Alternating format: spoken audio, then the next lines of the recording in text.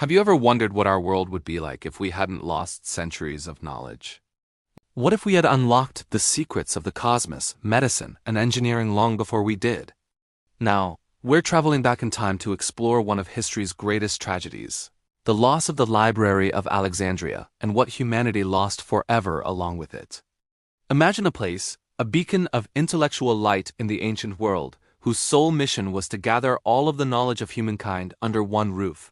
This wasn't a fantasy. This was the Great Library of Alexandria. Founded in the 3rd century BCE by the Ptolemaic dynasty in Egypt, likely under Ptolemy II Philadelphus, it was part of a larger research institution called the Museum, a temple dedicated to the Muses, the goddesses of the arts. The vision behind the library was breathtakingly ambitious. The Ptolemies wanted to create a universal repository of knowledge. Their method? Aggressive, to say the least. Any ship that docked in the bustling port of Alexandria was required to hand over its books. Scribes would then meticulously copy the scrolls. In a move that tells you everything about their priorities, the original scrolls were kept for the library and the copies were returned to the owners. They sent agents across the known world to purchase entire collections, sparing no expense. So just how big was this collection? It's hard to know for sure, but ancient estimates range from 40,000 to a staggering 400,000 papyrus scrolls. To put that into perspective, the higher estimates could be equivalent to over 100,000 modern books. This wasn't just a local collection. It contained texts from across the Mediterranean and beyond Greece, Egypt, Persia, Mesopotamia, and possibly even as far away as India.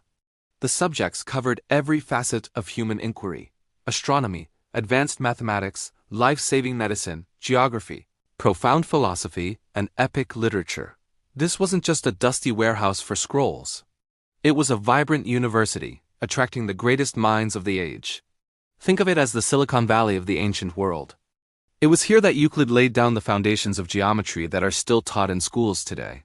It was here that Eratosthenes, the head librarian, calculated the circumference of the Earth with astonishing accuracy, using nothing but shadows, sticks, and brilliant mathematics. He was off by less than 2%. And it was here that Hero of Alexandria designed early mechanical wonders, including a primitive steam engine known as the Aeolipile. Imagine that, the principles of steam power nearly 2,000 years before the Industrial Revolution. So what happened? How did this incredible repository of human genius vanish? The popular story is of a single, catastrophic fire that wiped it all out. But the truth is far more complex and, in some ways, even more tragic. The library didn't die in a blaze of glory. It suffered a slow, painful decline over centuries of death by 1,000 cuts. The first major blow came in 48 BCE during his civil war. Julius Caesar was besieged in Alexandria. In the ensuing battle, a fire he set to destroy enemy ships spread to the docks, and according to some accounts, destroyed a warehouse containing scrolls, possibly part of the library's collection. This wasn't the end, but it was a significant wound. The decline continued. In the 3rd century CE, the city of Alexandria became a battleground during the Roman Emperor Aurelian's campaign to reconquer the region. The district where the main library was located, the Bruchion, was heavily damaged, and much of the collection was likely lost or scattered in the chaos. Then came the year 391 CE. By this time, the Roman Empire was becoming increasingly Christianized. A mob of Christians, incited by the Patriarch of Alexandria, Theophilus, destroyed the Serapeum. This temple was a daughter library, a secondary collection that housed a significant number of scrolls. Its destruction was a devastating act of cultural vandalism, wiping out another huge portion of Alexandria's intellectual heritage. There's a later, more debated story about the 7th century Muslim conquest of Egypt. The tale goes that Caliph Umar, when asked what to do with the remaining books, declared, "If these books agree with the Quran, they are redundant. If they disagree, they are heretical. Destroy them." However, historians today largely view this story as a later invention, a piece of propaganda. The reality is that by the 7th century, there probably wasn't much of a great library left to burn. Years of neglect, underfunding, purges, and piecemeal destruction had already taken their toll. The true tragedy isn't one fire. It's the gradual creeping apathy that allowed the world's greatest collection of knowledge to wither away. So the ultimate question is, what did we actually lose? The answer is quite simply immeasurable. In history, we lost irreplaceable records of entire civilizations. We know of a Babylonian priest named Berossus who wrote a complete history of Mesopotamia in Greek. It's gone.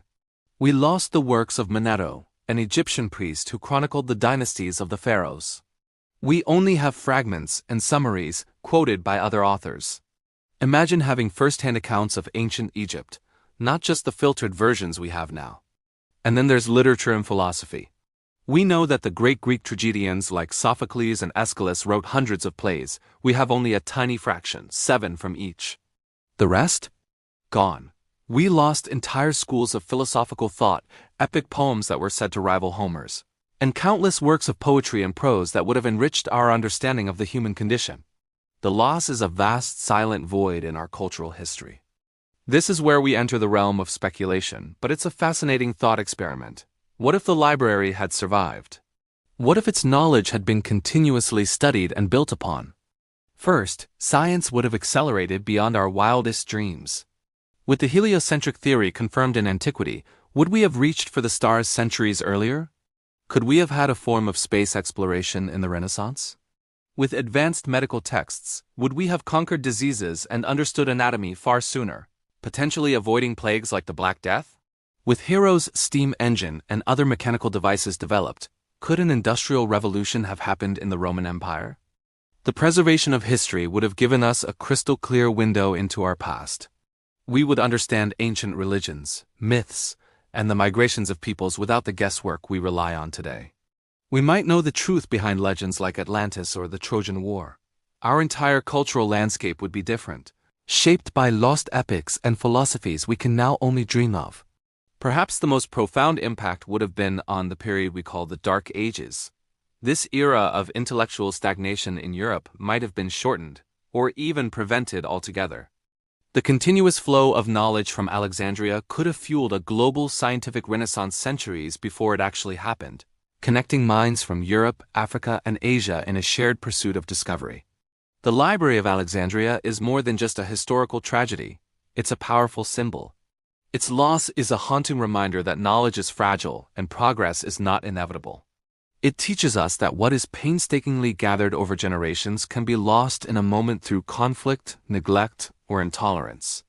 Today, we have our own modern libraries of Alexandria. The Internet, digital archives, and global research institutions hold a volume of information that would make Ptolemy weep with joy. But they are just as vulnerable. Data can be corrupted, servers can be destroyed, and access can be cut off. Protecting this knowledge, ensuring it's preserved and accessible for future generations, is our sacred duty. We cannot afford to let the fires of ignorance burn our libraries again. The ghost of Alexandria calls out to us across the centuries, a whisper of what could have been and a warning for what we still have to lose. It reminds us to cherish our centers of learning, to champion curiosity, and to never, ever take knowledge for granted. Thank you so much for joining me on this journey into the past.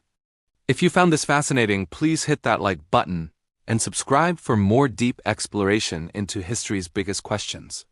Let me know in the comments what you think would be the biggest change in our world if the library had survived. Until next time, stay curious.